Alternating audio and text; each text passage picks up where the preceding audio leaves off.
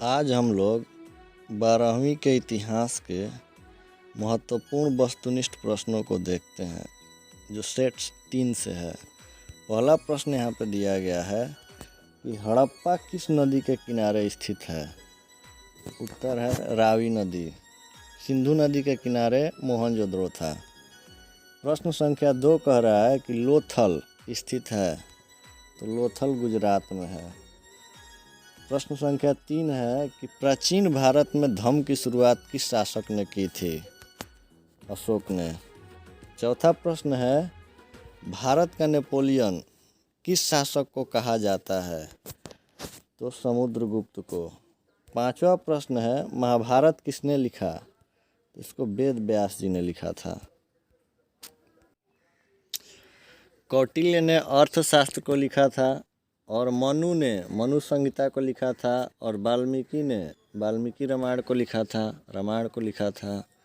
तो इस तरह से महाभारत के जो रचयिता थे वो महर्षि वेदव्यास जी थे। छठा नंबर प्रश्न कह रहा है कि अर्थशास्त्र के लेखक कौन हैं, तो अर्थशास्त्र के लेखक कौटिल्य हैं और इस पुस्तक से मौर्य वंश के राजनीतिक आर्थिक जीवन की हमें जानकारी मिल जाती है।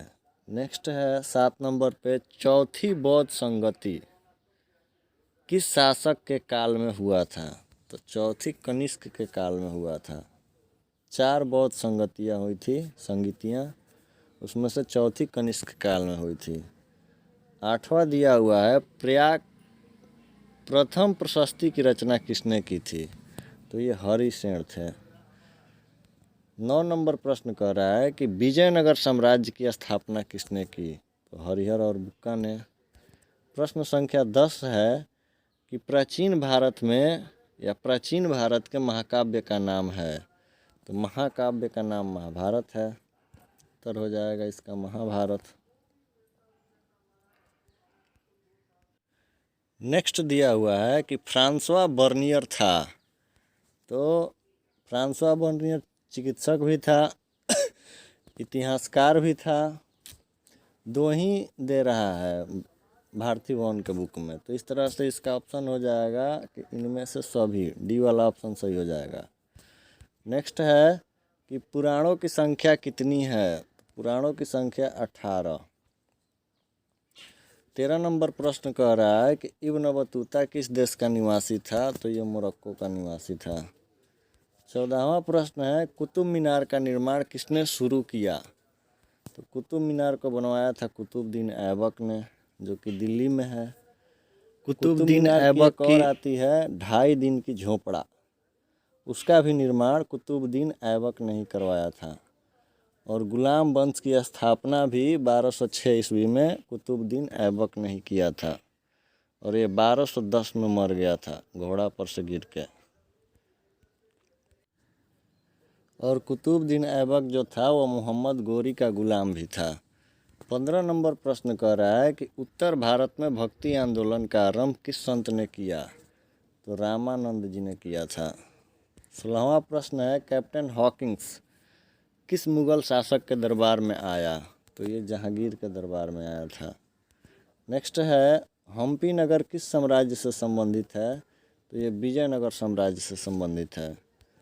18वां प्रश्न है स्थापत्य कला का सबसे अधिक विकास किसके समय में हुआ, शाहजहां के समय में हुआ था। इसने आगरा में ताजमहल बनवाया था, फिर दिल्ली में लाल किला का निर्माण करवाया था, फिर मस्जिद का भी निर्माण करवाया था। तो ये निर्माण कार्य के लिए जाना गया शाहजहां। 19 नंबर प्रश्न है कि भारत का अंतिम मुगल शासक कौन था, तो भारत का अंतिम मुगल शासक बहादुर शाह जफर था। नेक्स्ट दिया हुआ है तलवंडी में किस प्रसिद्ध संत का जन्म हुआ था, तो तलवंडी में गुरु नानक देव जी का जन्म हुआ था। 21 नंबर पे दिया हुआ है कि अकबर का संरक्षक कौन था, तो अकबर का संरक्षक बैरम खां था। 22वां प्रश्न है कि आइन ए अकबरी किसने लिखी, तो इसको अबुल फजल ने लिखी थी। 23 नंबर प्रश्न कह रहा है कि तंबाकू का सेवन सर्वप्रथम किस मुगल सम्राट ने किया, तो इसको अकबर ने किया था। 24 नंबर प्रश्न है कि औरंगजेब ने अपने जीवन का अंतिम भाग बिताया तो दक्षिण भारत में बिताया था। 25 नंबर प्रश्न दिया हुआ है कि किस भू राजस्व व्यवस्था में सरकार ने भूमि का मालिकाना हक किसानों को दिया तो रैयतवाड़ी व्यवस्था में। 26 नंबर प्रश्न कह रहा है कि मुस्लिम लीग की स्थापना किस वर्ष हुई थी तो 1906 में हुई थी, बांग्लादेश ढाका में। 27 नंबर प्रश्न है ईस्ट इंडिया कंपनी की स्थापना कब हुई तो ये 1600 ईस्वी में हुई थी। 28वां प्रश्न है 1920 में कौन आंदोलन हुआ तो 1920 में जो है असहयोग आंदोलन हुआ था। कौन सा आंदोलन? असहयोग आंदोलन। खिलाफत 1919 हो जाएगा, सविनय अवज्ञा 1930 हो जाएगा और भारत छोड़ो आंदोलन 1942 हो जाएगा। नेक्स्ट दिया हुआ है यहाँ पे कि दांडी किस राज्य में स्थित है तो दांडी जो है वो गुजरात में स्थित है। 32 नंबर प्रश्न दिया हुआ है पूना समझौता किस वर्ष हुआ तो पूना समझौता जो है वो 1932 में हुआ था। कब हुआ था? 1932 में पूना समझौता। ये गांधी जी और बाबा साहब भीमराव अंबेडकर के बीच में हुआ था। नेक्स्ट है 31 नंबर कि दिल्ली चलो का नारा किसने दिया तो इसको सुभाष चंद्र बोस जी ने दिया था। 32वां प्रश्न है कि काला कानून किसे कहा गया तो रॉलेट एक्ट को काला कानून बोला गया है। 33 नंबर प्रश्न है कि भारत छोड़ो आंदोलन किस वर्ष हुआ तो 1942 में हुआ था। 34 नंबर प्रश्न है स्वतंत्र भारत का अंतिम गवर्नर जनरल कौन था तो अंतिम पूछ रहा है तो सी राजगोपालाचारी हो जाएंगे। इसको 2-3 तरीके से पूछता है।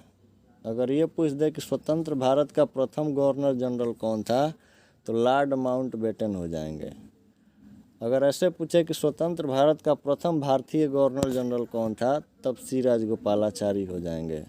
और ये पूछ दे कि स्वतंत्र भारत का अंतिम गवर्नर जनरल कौन थे तो ये भी सी राजगोपालाचारी ही हो जाएंगे। और अगर ऐसे पूछ दे कि स्वतंत्र भारत का अंतिम अंग्रेज गवर्नर जनरल कौन था तब जाकर लॉर्ड माउंटबेटन हो जाएगा। तो 3-4 तरीके से पूछता है। नेक्स्ट प्रश्न यहाँ पे दिया हुआ है 35 नंबर कि बिहार में चंपारण सत्याग्रह कब शुरू हुआ तो ये 1917 में हुआ था। नेक्स्ट दिया हुआ है यहाँ पे कि संविधान सभा के प्रारूप समिति के अध्यक्ष कौन थे तो B.R. अम्बेडकर। 37 नंबर प्रश्न है कि संथाल विद्रोह का नेता कौन था तो सिद्धो और कान्हो, ये 2 थे, इसमें सिद्धो दिया हुआ है। 38 नंबर प्रश्न है अस्थाई बंदोबस्त कहाँ लागू किया गया तो अस्थाई बंदोबस्त जो है वो बंगाल में लागू किया गया था। 39 नंबर कह रहा है कि बिहार में 1857 के विद्रोह का प्रमुख नेता कौन था तो कुंवर सिंह थे। 40वां प्रश्न है भारतीय संविधान के अनुसार संप्रभुता निहित है तो भारतीय संविधान के अनुसार संप्रभुता जो है जनता में निहित है।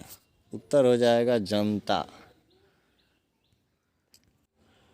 नेक्स्ट दिया हुआ है यहाँ पे 41 नंबर कि अस्थाई बंदोबस्त जुड़ा था तो अस्थाई बंदोबस्त लॉर्ड कर्नवालिस से जुड़ा हुआ था। 42 नंबर जो कि महत्वपूर्ण प्रश्न है कि किस शिलालेख में अशोक द्वारा कलिंग विजय का पता चलता है तो 13वें शिलालेख के द्वारा उसके कलिंग विजय का पता चलता है। नेक्स्ट है कि गांधी जी ने असहयोग आंदोलन किस वर्ष आरंभ किया तो 1920 में किया। 44 नंबर प्रश्न है अवंती महाजनपद की राजधानी कहाँ थी तो उज्जैन थी। माहिष्मती भी उसको बोला जाता है और महाजनपदों की संख्या उस टाइम पे 16 थी। नेक्स्ट है कि जीवक वैद्य किस वंश के काल में थे तो ये हर्यक वंश के काल में थे।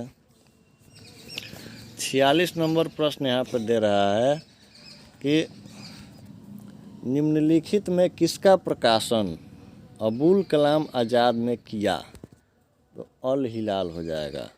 47 नंबर प्रश्न यहाँ पे दिया हुआ है कि मोहनजोदड़ो की खोज 1922 में किसने की? तो मोहनजोदड़ो की खोज राखल दास बनर्जी ने की थी। 1921 में हड़प्पा की खुदाई हुई और 1922 में मोहनजोदड़ो की खुदाई हुई थी। 48 नंबर प्रश्न कह रहा है कि भारत में अस्थाई बंदोबस्त कहाँ लागू किया गया? तो इसे बंगाल में लागू किया गया। बार बार पूछ रहा है। 49 नंबर प्रश्न है कि स्वतंत्र भारत के पहले गवर्नर जनरल कौन थे? तो लॉर्ड माउंटबेटन थे। 50वां और अंतिम प्रश्न यहाँ पे दिया हुआ है कि श्रवणबेलगोला में गोमतेश्वर किस धर्म से संबंधित है? तो ये जैन धर्म से संबंधित हो जाएगा। जैन धर्म के जो प्रथम तीर्थंकर थे ऋषभदेव, उन्हीं के पुत्र का नाम था बाहुबली। तो यहाँ पे जैन धर्म से संबंधित है गोमतेश्वर की मूर्ति। धन्यवाद।